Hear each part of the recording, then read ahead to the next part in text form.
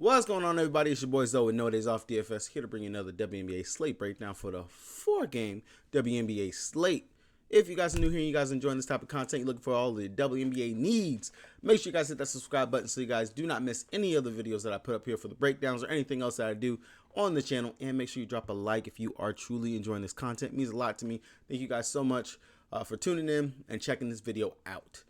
If you guys are looking for any player prop plays, WNBA plays for not only WNBA, but all the sports that we have out here, golf, esports, MMA, MLB, all that stuff, check the link down in the description below for the No Days Off Patreon. It's right there. It's only $10, and I promise you make that back within your first week. I am going to be very 10,000% honest with you guys. This week's been a pretty mid week for me on both sides. Been min cashing, not really too much going on, but just going to stay the course, because if you guys know anything when it comes down to this daily fantasy sports and stuff like that, besides the prop plays and any of those things, the true grinders that play the daily fantasy DraftKings FanDuel, it's hit or miss sometimes. And sometimes we bear cash, we min cash, but we just keep it going, bankroll management, and we keep doing what we're doing. And that's what I'm going to keep on doing. I'm not going to change my process. Process is still there. I know some of the girls, they're just not performing in the spots that they should perform in. Sometimes I'm getting floor games when I should be getting a ceiling game. But the research has been proven. Everything been doing has been pretty good and consistent. Gonna keep it going and keep it up. So with that being said, let's get into the slate breakdown on today, and let's look at what we got. These are the kind of slates that I truly myself enjoy and like whenever they're closer in the start times, because typically when we have injury news, things that we need to know, like in this first game and in the start of the second game, we get that news pretty quickly, which means that we will know today if Natasha Cloud and Elaine Deladon are going to play. Now, they were both in practice today, but in the time that the media was there and available, wasn't nothing shown whether or not if they were playing, doing any of the drills and stuff like that. EDD, she was dressed up. I didn't see any boot or anything on her foot. Didn't see any extra tape. Of course, she's wearing socks and things like that. So really not too much I can tell from that. But with it being the first game, we will know if Elaine Deladon and Natasha Cloud are going to play. They missed the last game. Cloud, she was a late scratch due to being sick. And then Elaine Deladon, we know that she twisted that ankle in her previous game. Big thing for the Washington Mystics that we're going to really want to know besides that injury news is they got Queen Egbo. Queen is there technically on the bench to be able to play as either the backup 5, or she possibly could start. If Elaine Deladon is out, I wouldn't be surprised if they start Queen and slide Hawkins to the 4, which they've done that before. It was kind of a wonky lineup in the last game that they threw out there anyway. Thought Misha Hines-Allen would start. She did not end up starting. So definitely just keep your eyes out on that type of news, things like that. And we'll have that before the game starts, so that's always good. Going over here to the Fever side, only thing is that Zoe B, even though she's on the roster and everything, I wouldn't expect her to garnish too many minutes anyway. But they got her as a game time decision as well. So definitely we'll at least have that news before the game starts, which is really good for us. Going over to the Aces side, Kelsey Plum, she was a late scratch in the last game, and that really just bumped up the value in Chelsea Gray and Jackie Young. Going up against my Dallas Wings. If Plum is out once again, if they say that Plum is out with a sickness, and if Plum misses another game, I'm going to say that Darren Waller, he went ahead, he did his thing, and Plum's pregnant. I'm just go ahead and throw that out there into the universe. I wouldn't be surprised. But of course, we got to pay attention to that news. That's something that we want to know. And then for the Dallas Wings, Kalani Brown, she got concussion-like symptoms or something like that. So we got to see if she's going to play. But I don't have too much interest anyway in the bench for the Dallas Wings, because it's really all in the starters. They're going to play those mega minutes. Side 2, she did not return in the second half of the last game, but she's good to go. She's ready to play today. And honestly, man, she was crushing it before she went out. And then due to her leaving, we got to see the Natasha Howard show as always. And, Howard, she went out there, she did her thing, and she was balling. For the PHX Mercury, we already got the news yesterday that DT will be out today for rest purposes. Scratch my head on that one, because in WNBA, they do not play back-to-backs. That's one thing I really wish they would kind of fix on the schedule, because there's no reason why these women cannot play back-to-backs unless it all just has to do with the travel. But then again, that's something that they need to figure out and get done, because you're missing out on revenue and a whole bunch of other stuff that could really be getting done for these women. And you can actually lengthen this schedule, especially if you introduce some more back-to-backs and things like that, and not these home games like we're getting with the Las Vegas Aces and the Dallas Wings. I just seen this literally a day ago. I don't want to see it again right away. I would like some space in between these games. And then for the Minnesota Lynx, Nothing to report over here for them. Same people that have been out. Jessica Shepard, she's still dealing with her her non-COVID illness that she has going on. So still that for poor Jessica Shepard. Over here for the Atlanta Dream, Ari McDonald, she's still out, but everyone is good to go for their starting lineup. And then for the Chicago Sky, it is the same starter, same thing, nothing new going on over here for them. One big thing to note for the Washington Mystics that I did forget, Lynn, one of the two. She is back from the Asian Cup, so she's possible to be able to play, possible to slide into a starting lineup or something like that. We will not know until we find out this news in regards to Natasha Clown and Elena Della Don. Going over to DraftKings, the site that I play the most on, the site that we be over here winning this bread on. Really good site. And I'm not going to lie, FanDuel's been treating me very well since I went back over to FanDuel. Consistently been pretty much cashing out over there on FanDuel. I might have to stop talking trash if they increase their player pool size and they also increase their prizes, because, you know, 10K up top on DraftKings versus the 2 and 1K over on FanDuel. I'm really looking at that 10K on DraftKings, you know what I'm saying? But DraftKings, if you guys want to play over here, or if you want to play on FanDuel, check the links down in the description below so you guys get that deposit match bonus and join me on either site so we can go ahead and we can make this money. Going over to the first game, like we said, we got the Indiana Fever taking on the Washington Mystics, and I'm going to be straight direct. This one's going to be easy breakdown for me. Really? Come on, guys. Over here on the Indiana Fever, I really kind of just got interest in the bigs when it comes down to it. Washington Mystics, I normally do not attack them at the guard position, specifically because Natasha Cloud, Ariel Atkins, and Brittany Sykes, they're pretty good defenders when it comes down to the guards. So Kelsey Mitchell, Erica Wheeler, Wallace, Hull, whoever it is that they decide to start, run minutes to, and stuff like that, I don't really have too much interest in them because this is actually a pretty tough matchup for them.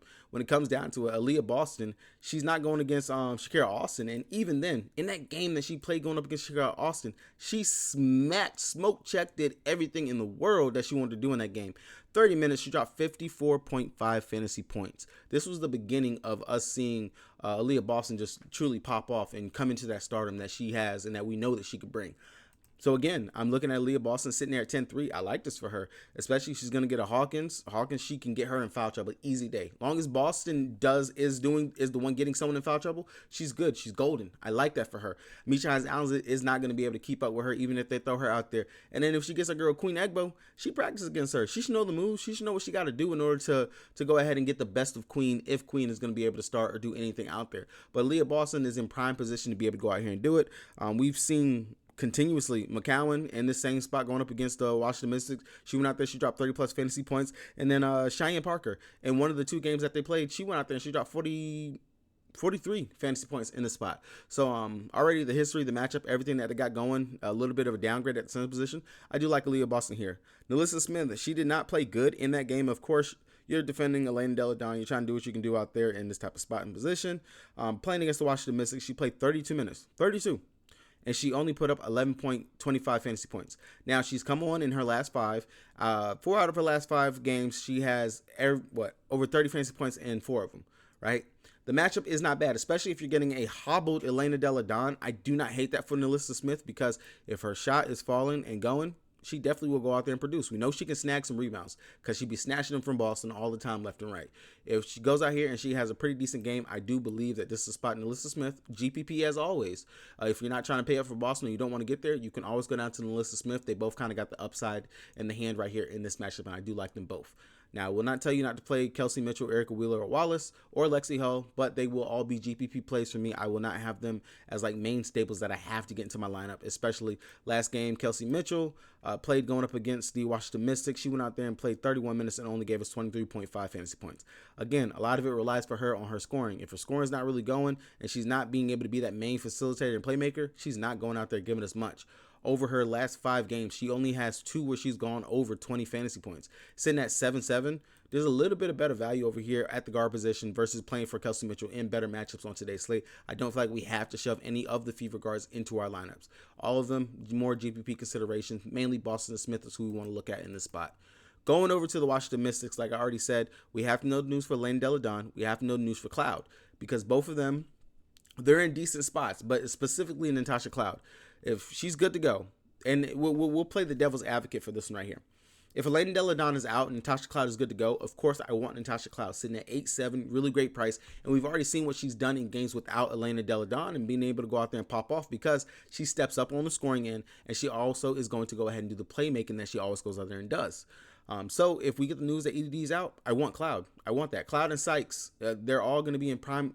Matter of fact, the whole starting lineup gets a huge boost without Elena Deladon playing because that's a big usage player that's going to be missing the game. But Cloud, she's going to have a pretty good matchup going out there, going up against Kelsey Mitchell, Lexi Hull, all the guards for the Fever. They're not going to be able to contain her. In 24 minutes, she only played 24 in that last game that they played. She dropped 21.75 fantasy points. Yes, that game was a blowout. Yes, the Mystics should not have lost that game, if I'm being honest. They should not have lost that game. They really shouldn't have. But Austin did not play up to her potential in that game. EDD was mid-level, and then as you can see, Natasha Cloud, she really didn't do too much either. But still close to a fantasy point per minute. Sitting at 8-7, I do not hate that. I know that she has potential to do more out there, especially if given the touches. I do like Natasha Cloud on the slate. I just need to know if she's going to play or not, because that definitely has implications for the rest of the slate.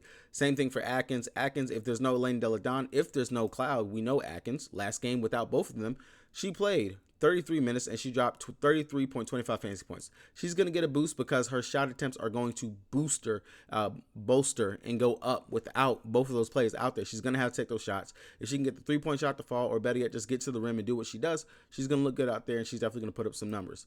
At 8-1, I do not hate that, but of course the main primary beneficiary of everything, because her usage goes up significantly, the playmaking duties and everything that she actually will do, the rebounding, all that stuff, and of course the still upside. Brittany Sykes, last game going up against the Fever, she played 30 minutes. She dropped 23 fantasy points. Again, over her last 5 games, she's been very consistent. Something that didn't really expect to see from Sykes, but she really got it going later on in the season. They played a lot of games on the road, but today they're going to be at home. Definitely will be a boost for her. Her last home game, she went out there, she played 32 minutes and dropped 35.5 fantasy points. This game going up against the Chicago Sky, 27 minutes, dropped 35.5 fantasy points.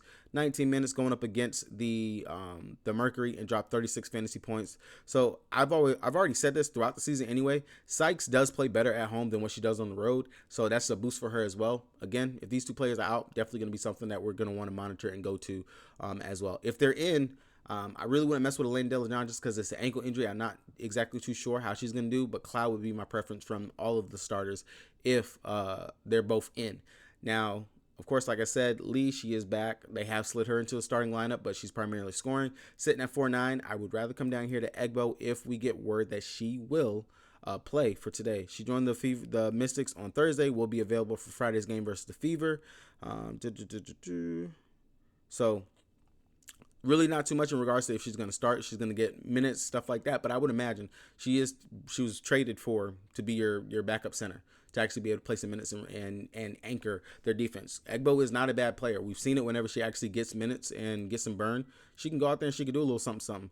10 minutes, she dropped 18 fantasy points. 17 minutes, she gave us 8.75. 17 minutes right here, she dropped 21.5 fantasy points.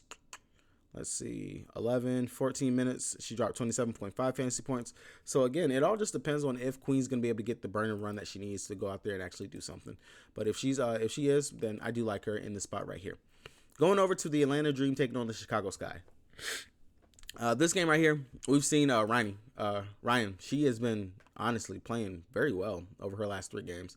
I do like what I'm seeing from her. The scoring, playmaking, all that stuff is clicking for her. At 9-6, going up against the Chicago Sky, I don't feel like I have to go ahead and play her in this spot on today's slate. 29 minutes last time they played, she dropped 29.5 fantasy points. Pretty much a fantasy point per minute score out there while she was there. 9-6, going up against the Sky, who are playing pretty decently under new coaching and all that other stuff, playing on the road. It's a mixed emotion type play for me. I always put her in the category of a GPP. I'm not going to disclude her from a player pool because there's no telling when she can go ahead and pop off for another 50, 60-point fantasy point game. Alicia Gray, like I always say, will be more of my cash game staple if I'm choosing between the two, because I do know when things get hairy, things get going. Gray, she's going to at least get to her floor. Last time they played going up against the Sky, she played 27 minutes, gave us 18.5 fantasy points. I'm not really too heavy on the guards or anything like that for the Atlanta Dream anyway. I will look more towards Cheyenne Parker as a GPP play, sitting at 9-3. Now, again, the biggest thing with Parker, can she get her minutes back? Can she actually get her burn? That's been the biggest issue that we've had in regards to Shiny Parker. You see when she gets the minutes, she looks good. 28 minutes going up against the Sparks. She dropped 38.75 fantasy points in that game. Going up against the Sky last time, she played 21 minutes and gave us 24.5 fantasy points in that game.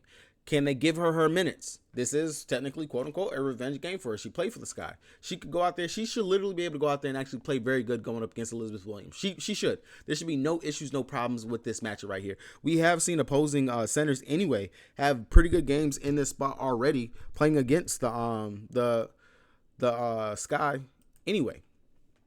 I just don't see why they don't give her the minutes and burn, even whenever she's not in foul trouble. She definitely is a key piece to them actually doing something. Nia Coffee, my daily, I don't know what type of coffee I'm going to get for the day. She's definitely a GPP play. She has been playing very consistent over her last 4 games. I'm not going to discredit what she's done, but I just have trust issues whenever it comes to Nia Coffee, because if I decide I want to play her and she's sitting at 6'5", I don't feel like we have to get that cheap at the forward position, considering that we do have Queen Egbo if we want to, or Tina Hawkins or something like that.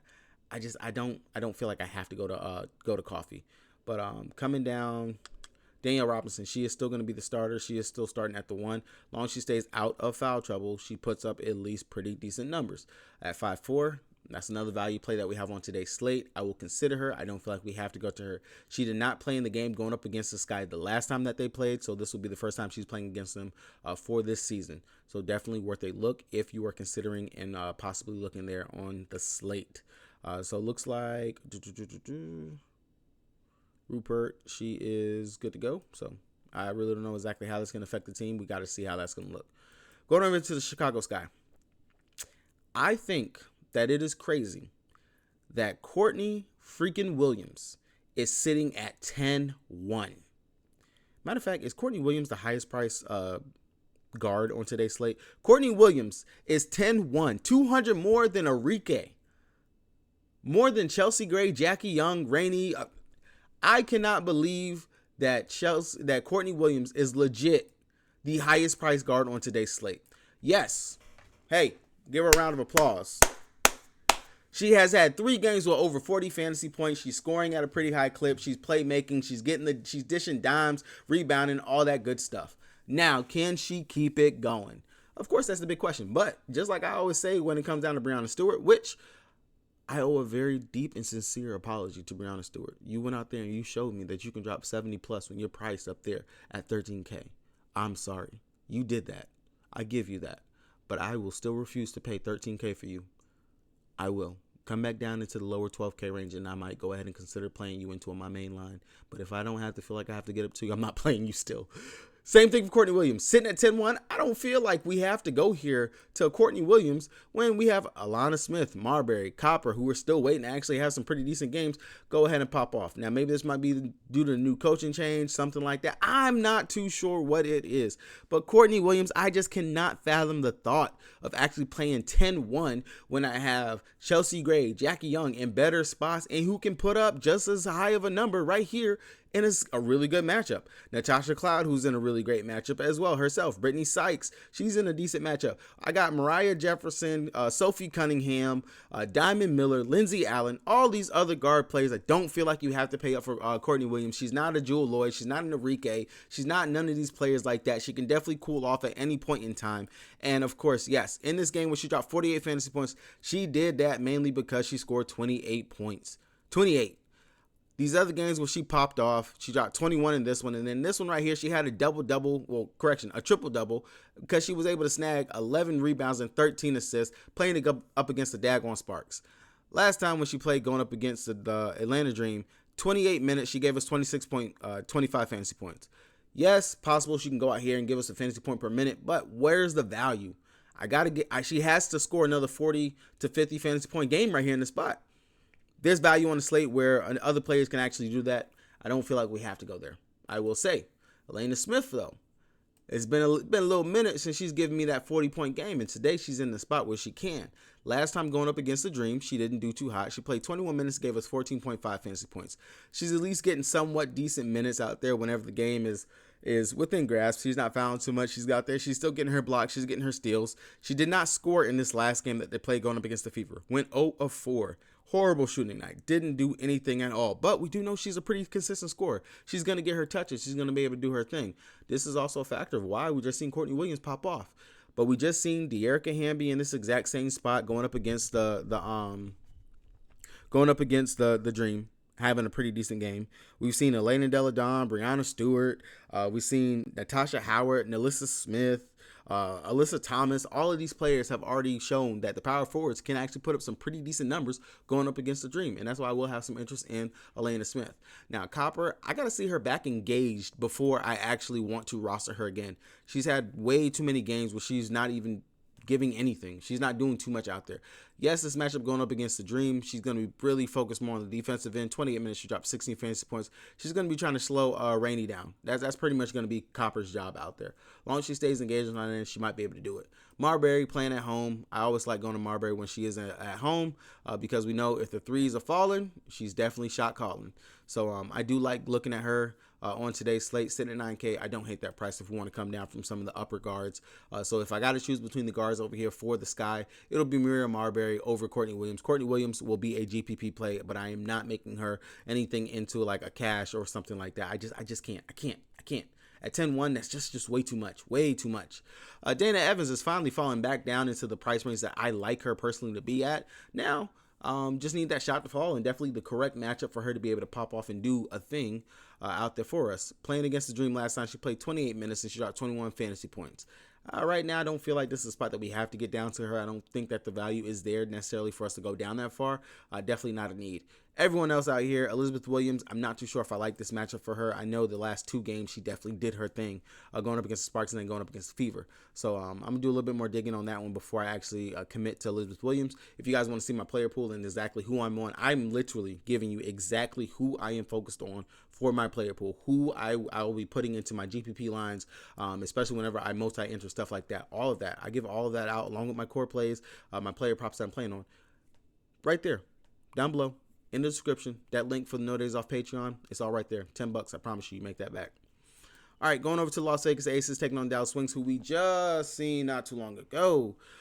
Kelsey Plum, of course, she was out last game dealing with morning sickness. Dealing with a illness that she had. So she was a late scratch. We just got to see if she's going to play or not. Because honestly, it would have been a Kelsey Plum show instead of the Jackie Young show. Because Plum would have been able to go out there and drain some threes and look very well. If she is back today, then of course that's going to knock Young back down to the small forward position. Which again, like I said last time, that was the spot that I was really feeling that Satu was going to be able to pop off. Because she would have the height advantage and should be able to bully Jackie Young a bit down there. At that spot. But depends on if Kelsey Plum is there, because if she's not, then Jackie Young, of course, sitting at 9-7. I like that for her. We got to see a little bit of everything from her. The scoring, it was there. Went 3 of 5 from 3, so that's a boost right there. 28 points, 5 assists, 7 rebounds. And Vegas originally had this game as a 14.5 spread. The Dallas Wings kept that game close. They played up to the competition. They didn't play down. So again, I would expect this game to be close. What's the total on this game? Let's see if they got it as an 8.5 spread, so maybe they knocked some sense into them this time. But Dallas is at home. They should keep this game close once again. 175 total. It is the highest total on the slate, so we can definitely look there in this game, maybe a game stack or something like that. Asia Wilson sitting at 11-7. I normally don't pick on centers going up against my Dallas Wings because they are pretty decent at the position. But in 36 minutes, she dropped 46.75 fantasy points. Granted, it was a grinded out type of game. She had 13 rebounds, 22 points. Definitely has a double-double upside again in this spot. I don't mind going back to Asia Wilson. But I will focus more on the guards because the guards tend to go ahead and cook my Wings. Chelsea Gray and Jackie Young, especially if Kelsey Plum is out once again. Candace Parker, I said it last breakdown. If she's engaged on the defensive end, she's getting a couple blocks and steals. She's also playmaking, stuff like that. She'll produce. It seems like they're finally playing her a little bit more minutes. And by a little bit, I mean by 1 minute. She's playing 26 minutes in her last 2 games, especially if the game is competitive. Let's see if that'll continue with her. Hopefully it'll be a pretty good game. But at 8-6, let me see her go back down to the 8K, 7-ish range before I want to get back on the Candace Parker train. Natasha Howard, she's actually a pretty decent defender herself out there, so I don't feel like we have to go to Parker on today's slate. Clark, if she starts again for Kelsey Plum, this is a legit GPP play. She should have put up way more than 13 fantasy points in 35 minutes. She did nothing else out there, and it was horrible to watch. I don't know what happened to Clark. Clark, she looked really great when she played on her previous teams. She didn't look bad for the Washington Mystics, and I'm pretty sure I could have sworn she played for the Storm. I might be misspoken on that one, but she looked good. I don't know what's going on with her. I really don't, and it's mind-boggling. It's puzzling. She's not really doing too much unless she's playing off the bench. But again, at 5K, if Plum is out, she's gonna start. You got to consider it, especially for the value that she brings at 5K.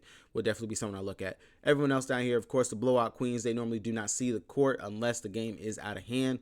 Bell, of course, will see a little bit of a minute boost with Kelsey Plum. With Kelsey Plum being out with her with her illness. So definitely is someone that you can consider for a deep GPP play, because unless Bell is hitting those shots, she is not doing nothing for you. Coming down over here to the Dallas, Natasha Howard, she popped off in that game. I don't mind going back to Natasha Howard, but at 11.7, she got definitely a really huge price increase. She's more than my girl Satu. I will come down here to Satu because, like I said, she was doing very well in the beginning of that game before she left and did not come back and play for the second half. I like Satu right here in the spot. She put up 9 points, 1 steal, 2 assists, 1 rebound in the 18 minutes that she played. We do know what she's capable of. Definitely a spot that we can go right back to her. Yeah, she's going to draw the Jackie Young defense, but I'm not too scared of that because she will have the size and the build physicality advantage against her. Definitely a spot I will go right back to Satu.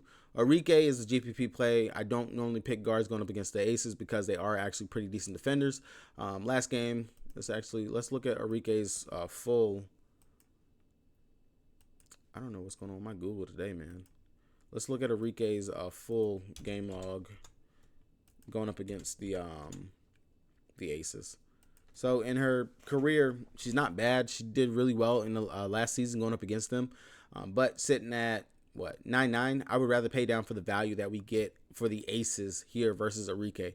Yes, she could pop up for a 40+ fantasy point game, but at 9.9, there's definitely some merit and some value going over to the other side. Tierra McCowan was very heavy on her last game. I will go right back to her. Playing 30 minutes, she dropped 30.25 fantasy points. Double-double out there in that time. Didn't look bad. Didn't foul too much. Actually played some pretty solid ball. I will go right back to her. 30 minutes is exactly what she should be playing inside of this type of matchup. If she can go out there and impose her will exactly like what she did last time, and we have seen centers give some pretty good games going up against the Las Vegas Aces. I said it last time. Aaliyah Boston, she went out there, she did her thing. AT, she went out there, she's done her thing. So definitely a spot with Tierra McCowan. She can snag the rebound, she can get the offensive putbacks, and she can also go ahead and get some easy shots herself out there if she wants to. Everyone else for the Dallas Wings, I'm not really going to be too interested in. Maddie, she doesn't get the minutes. Burton, she's losing her minutes out.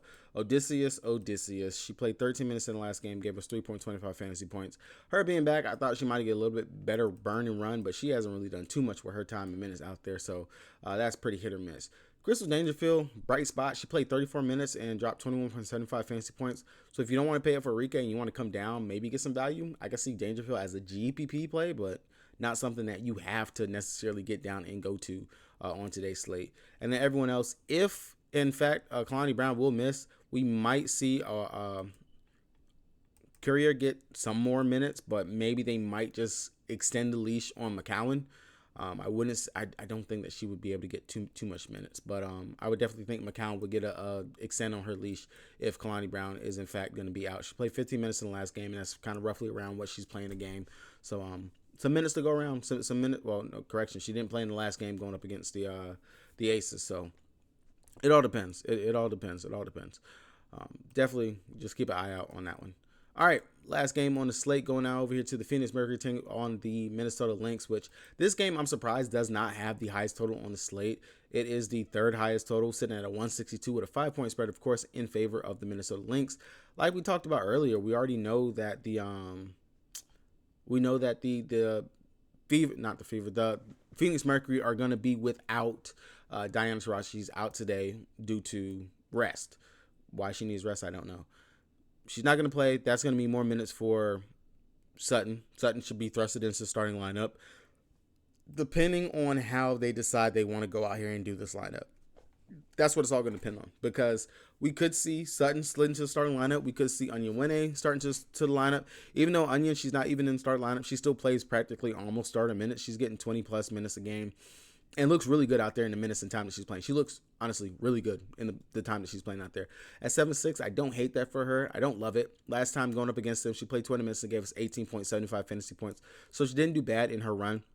And then early in the season, she played 19 minutes and gave us 15.25 fantasy points. So definitely worth a consideration for Onion on today's slate, sitting at 7-6. But the main benefactor of Diana Taurasi being out, that's going to go down here to my girl, where you go, Mariah Jefferson, sitting at 7K. Played the Lynx last time, 27 minutes, dropped 33 fantasy points in that game. And 27 minutes, she dropped 18.5 fantasy points. The assist upside will be there for her without no Diana Taurasi. The scoring upside will be there for her as well. We already know she's a beast out there when it comes down to it. She plays bigger than what she is. She is a small guard, but she plays bigger than her size. 7K, that's really good value for a player that's going to get a little bit of a boost without one of the star players being out there. Besides that, Sophie Cunningham, we already know if Sophie can get hot, she definitely is worth playing on any given slate. She didn't play in that last game going up against the Lynx because she was injured, but she played 24 minutes early in the season and she dropped 28.25 fantasy points. That's what I'm saying. If her scoring is going and she's actually getting it going on the defensive side, definitely worth a look at her as well. She is sitting here down at 6'4", so a little bit cheaper than Mariah Jefferson if you want to go down to her instead at the guard position. Brianna Turner, like I say all the time, I cannot play a player that relies very heavily on the peripheral stats because you cannot count on those in order for her to actually hit her value. So definitely a GPP play. If you want to mess around with that, you want to go there, go ahead and take that into consideration. But I honestly cannot touch that. That is definitely not going to be it for me. And then if you want Suge Sutton, sitting right here, sitting at 6'2", definitely worth a look. Again, we know she should be slid into the starting lineup. She played 24 minutes in that game going up against the last time, 15.25 fantasy points. And then early in the season, 33 minutes and dropped 21 fantasy points. So we know that Suge, she can score, but she can also make pretty well as out there with the ball in her hand. She doesn't look bad at all. Petty, she's not going to eat too much into the minutes of those two starting guards right there. She might go out there, maybe play 15 to 19 minutes. There's no telling exactly how many minutes they're going to give her, but I'm not too worried about that. It will primarily be Mariah Jefferson and Suge who we should be looking at for the guards over here. And then Cunningham, because she does have a pretty decent matchup going up against the Lynx. This is two bottom defensive teams playing against each other, so this should be a fantasy point galore in this game right here. Now, Brittany Griner. The question is going to be, can she step up in this spot? Can she actually get it going? You know, are they going to feed her? Will she rebound? Because I swear the biggest person on the court and doesn't go for a rebound at all drives me crazy. It's ridiculous. Can she get some blocks? Can she get some steals? That's what it's going to come down to in this game for if we get a good Brittany Griner game. Last time going up against them, she played 34 minutes. She dropped 29.25 fantasy points. First game, 31 minutes. She dropped 34 fantasy points. I want that 50-ish point game from Brittany Griner. I know she has it in there. I know she can do it. But it's just been such a claw and scrap in order to get the good Brittany Griner games. If we get them from her, of course, I love BG as a play for today. I would love it. I love it. I might even consider her as a core play, especially just because Diana Taurasi is out and the matchup is there for her. She should be legit able to dominate Dorka. You should be able to dominate Milik whenever they put either one of those out there on you. There's no reason why she cannot grab 10 rebounds and go out for 20-plus points, at least get me 2 blocks, and maybe dish out 2 assists. No reason at all. It should be a big Brittany Griner game, but she falls into the GPP category because, honestly, she's just not getting it, especially on that defensive side with the rebounds whenever it comes down to it. But I do like her on today's slate. She definitely does have my consideration. Everyone else over here, nothing that we got to really look to or look forward to over there for them. Going over to the Minnesota Lynx. If you guys have made it this far in the video, make sure you guys hit the subscribe button so you guys do not miss any of the content that I'm putting out on the channel. And again, like I always say, if you guys want the deposit match bonuses, check those down in the link in the description below so you guys can play on DraftKings, on FanDuel, if you guys do not have accounts just yet. Same thing for Prize Picks. Those links are down in the description. And if you want my player pool, my core plays for both sites that I'm playing on, and also any props that I'm playing, check the link down in the description below for the Patreon. That is down there. You will get everything that I put out, and not only my stuff, but BK stuff and all the other content providers we have over here for No Days Off. You get all of our stuff as well for $10. Pretty cheap. Going over here to the Minnesota Lynx. We already know what it is. Fee, you go to this girl. It's just consistency across the board for her, man. Consistent. Last game going up against the PHX Mercury, though, they did hold her in a little bit of a check. 33 minutes, she only dropped 33.75 fantasy points, but that was also primarily due to the fact that we had the Diamond Miller blow-up game, and Diamond Miller, she went out there and she did her thing. First game going up against them early in the season, she played 29 minutes and dropped 27.75 fantasy points. So it may seem like the PHX Mercury might have Fee's number. They might. But still, you got to consider the usage that she goes out there and she has on a nightly basis. I still will have to consider going to her on the slate, especially with no Shepard. Shepard's still out with her morning sickness as well. So with her stomach bug that she has as well. So we're not going to see her anytime soon. And then with Diamond Miller being back, yeah, that eats a little bit into the usage, but still, Fee is Fee, and this is her team. Diamond Miller went out there and she laid a goose egg. Went 0-5, got her minutes pulled and toyed with last game. Didn't do too much going up against the Fever, but this is a legit bounce back spot for her. Honestly, don't feel like they have anybody that can match up legit size-wise exactly with Diamond unless they're going to move Breonna Turner to try to guard her throughout the whole game. But Breonna Turner should be busy with Fee. She should. So that's going to either leave Sophie Cunningham, who's a decent defender, but she's not all worldly godly. That's going to leave Suge Sutton, short as hell. And that's also going to leave Mariah Jefferson, short as hell, trying to guard Diamond Miller, who is a big guard. I like this spot for Diamond Miller to be able to go out here and dominate against these guards like she did the last time going up against the Phoenix Mercury. This is a spot that I do believe this is the bounce back game for Diamond Miller, and she's going to go out there and do her thing like what she did the first time. Kayla McBride, of course, in consideration. Long as the three-point shot is falling for her, she can go out there and she can do what she do. At 29 minutes last game, she only dropped 11.75 fantasy points. Depending on if you actually want to take that GPP play. But again, when we have Diamond Miller and Lindsay Allen on the slate, I would rather look at both of them over Kayla McBride. Coming out here, speaking of Lindsay Allen, she's been starting. She's been doing pretty well in the starting role. She can score out there whenever she needs to score, but the playmaking, of course, is what she really brings to the table, and I love what I'm seeing from her. She's staying in the 7K range, which makes it pretty easy for us to go to her and play her if we want to. Last time going up against them, 29 minutes, she dropped 24.75 fantasy points.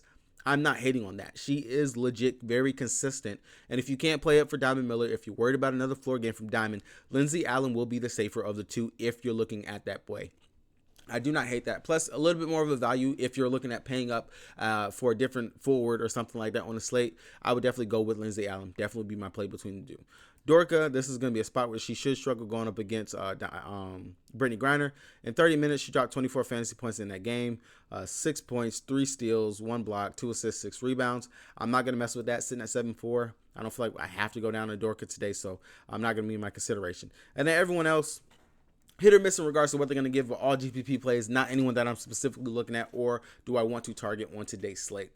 Now that I've gotten all of that out of the way, a little bit extra at the end for you guys will be how I'm looking at breaking down the slate and how exactly I am possibly going to build.